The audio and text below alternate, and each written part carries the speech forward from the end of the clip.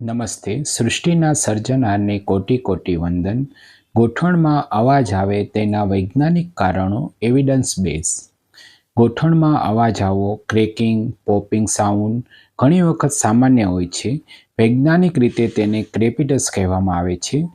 તેના evidence base પુરાવા સાથેના કારણો નીચે મુજબ છે. જોઈન્ટમાં ગેસ બબલ ફાટવું મીન્સ જોઈન્ટ ફ્લુઇડ. સાઇનોવિયલ ફ્લુઇડમાં નાઇટ્રોજન જેવા ગેસ હોય છે. જ્યારે ગોઠણ હલાવીએ છીએ ત્યારે નાના બબલ્સ બને છે અને ફાટે છે, એટલે પોપ અવાજ આવે. આ સામાન્ય છે અને નુકસાન કરતું નથી. નેક્સ્ટ, કાર્ટિલેજ ઘસાઈ જવું. જોઈન્ટ કાર્ટિલેજ મીન્સ કે ગાદી પાતળી કે ખરાબ થઈ જાય ત્યારે હાડકાં વચ્ચે ઘર્ષણ થાય છે. આ સામાન્ય રીતે ઓસ્ટિયોઆર્થ્રાઇટિસમાં જોવા મળે છે, ઘસારામાં જોવા મળે છે. લક્ષણો: અવાજ સાથે દુખાવો, સોજો, સ્ટીફનેસ, કડકાઈ. લિગામેન્ટ અથવા ટેન્ડન જોઈન્ટ ઉપર સરકે. ગોઠણ હલાવતી વખતે લિગામેન્ટ અથવા ટેન્ડન હાડકાં ઉપર સરકે તો પણ ક્લિક અવાજ આવે છે. મેનિસ્કસ સમસ્યા: ગોઠણમાં મેનિસ્કસ કાર્ટિલેજ ફાટી જાય તો મૂવમેન્ટ વખતે અવાજ અથવા ક્યારેક લોક થાય છે, જેને મેનિસ્કસ ટીયર કહે છે. ગાદી ફાટી ગઈ. પટેલા અલાઇનમેન્ટ પ્રોબ્લેમ: ગોઠણનું આગળનું હાડકું પટેલા ઢાંકણી યોગ્ય રીતે ટ્રેક ન કરે તો ગ્રાઇન્ડિંગ સાઉન્ડ આવે. આને પટેલોફિમોરલ પેઇન સિન્ડ્રોમ કહે છે. કાર્ટિલેજ સોફ્ટ થવું: પટેલા ઢાંકણી નીચે કાર્ટિલેજ નરમ થઈ જાય તો ગ્રાઇન્ડિંગ સાઉન્ડ આવે. આને કોન્ડ્રોમલેસિયા પટેલા કહેવામાં આવે છે. Synovial fold irritation: ગોઠણમાં synovial tissue fold હોય છે. જ્યારે તે ઘસાઈ જાય છે અથવા સોજો આવે છે ત્યારે ક્લિક સાઉન્ડ અવાજ આવે. આને પ્લિકા સિન્ડ્રોમ કહેવામાં આવે છે. લિગામેન્ટ ઇન્જરી: ગોઠણના લિગામેન્ટ એસીએલ, પીસીએલ વગેરેમાં ઈજા થાય, ઇન્જરી થાય ત્યારે મૂવમેન્ટ સમયે ક્લિક અથવા પોપ સાઉન્ડ આવે. એમાં મુખ્ય લિગામેન્ટ એન્ટેરિયર ક્રુશિયેટ લિગામેન્ટ. જોઈન્ટ સ્ટીફનેસ: લાંબા સમય સુધી ન હલાવવાથી જોઈન્ટ કેપ્સ્યુલ સ્ટીફ થઈ જાય છે તો મૂવમેન્ટ શરૂ કરતા અવાજ આવે. મસ્ક્યુલર ઇમ્બેલેન્સ: ક્વાડ્રિસેપ્સ અને હેમસ્ટ્રિંગ મસલ્સમાં ઇમ્બેલેન્સ હોય તો પટેલા ટ્રેકિંગ બદલાય અને અવાજ થાય.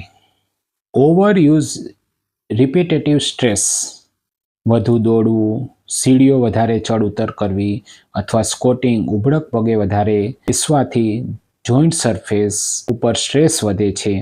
પ્રીવિયસ ઇન્જરી: જૂની ગોઠણની ઈજા જેવી કે ફ્રેક્ચર, લિગામેન્ટ ઇન્જરી પછી પણ જોઈન્ટ મિકેનિક્સ, સાંધાની મિકેનિક્સ બદલાય અને અવાજ આવે. એજ રિલેટેડ ડિજનરેશન: ઉંમર વધે ત્યારે કાર્ટિલેજ ગાદી પાતળી થાય અને જોઈન્ટ સરફેસ રફ બને છે. Loose body in joint: joint અંદર, સાંધા અંદર કાર્ટિલેજ અથવા બોનનો નાનો ટુકડો ફરતો હોય તો ક્લિક સાઉન્ડ આવે. લાંબા સમય સુધી બેસી રહેવું: ઘણા સમય સુધી ખુરશી પર અથવા જમીન પર બેસી રહેવાથી જોઈન્ટ સ્ટીફનેસ, સાંધો કડક થઈ જાય છે એટલે ઊભા થતી વખતે અવાજ આવે. વધારે સ્કોટિંગ, ઉબળક પગે બેસવું: વધારે ઉબળક પગે બેસવાથી અને જમીન પર કામ કરવાથી ગોઠણના સાંધા પર વધારે દબાણ આવે એટલે અવાજ આવે. સીડીઓ વધારે ચડ ઉતર કરવી: વધારે સ્ટેર ક્લાઇમ્બિંગ કરવાથી ગોઠણની ગાદી ઉપર સ્ટ્રેસ વધવાથી અવાજ આવી શકે.